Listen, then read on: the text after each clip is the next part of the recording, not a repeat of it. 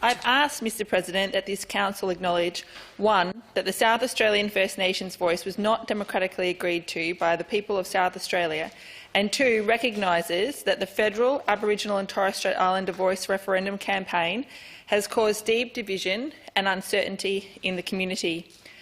As the federal government continues to trip and stumble its way to the October 14 Aboriginal and Torres Strait Islander voice referendum, many South Australians are only just realising that we already have a voice in South Australia, a voice that South Australians did not get the chance to vote on, a voice that is more about the legacy of politicians than it is about achieving real solutions to long-term problems.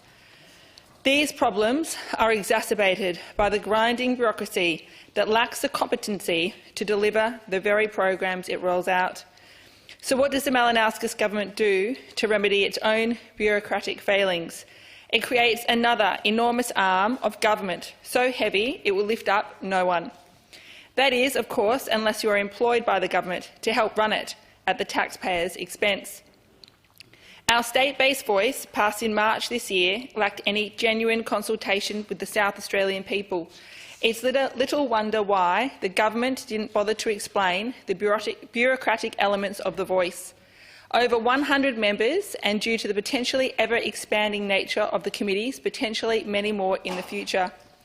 The emotional manipulation and play on compassion have been deliberate and disingenuous from the start. It's been appalling at every level, the attempt to guilt, shame and indoctrinate Australians.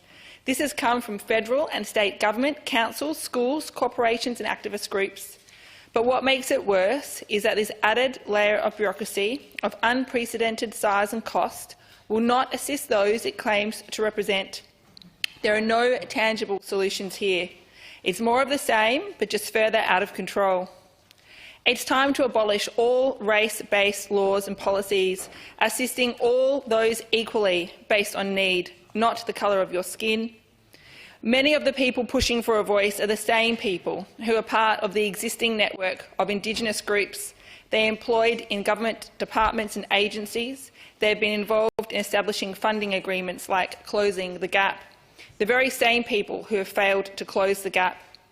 We have a Prime Minister so distracted by his failed attempts to properly articulate why we apparently need a voice, he has lost focus of what really matters. People are doing it tough in a climate of spiralling cost of living and high interest rates. Ordinary Australians struggling to make ends meet. Australians that need a government directing its efforts on lowering inflation and looking after our most vulnerable. Should the Prime Minister be sent a clear message on October 14 to get on with the job of running the nation instead of inventing new ways to drop taxpayer dollars into a bottomless pit of division and failure, I call on the Malinauskas government to follow suit and listen to the people it represents. If the referendum fails, as it appears it is going to, I will call on the Malinauskas Labor government to listen to the Australian people and repeal the First Nations Voice Act 2023.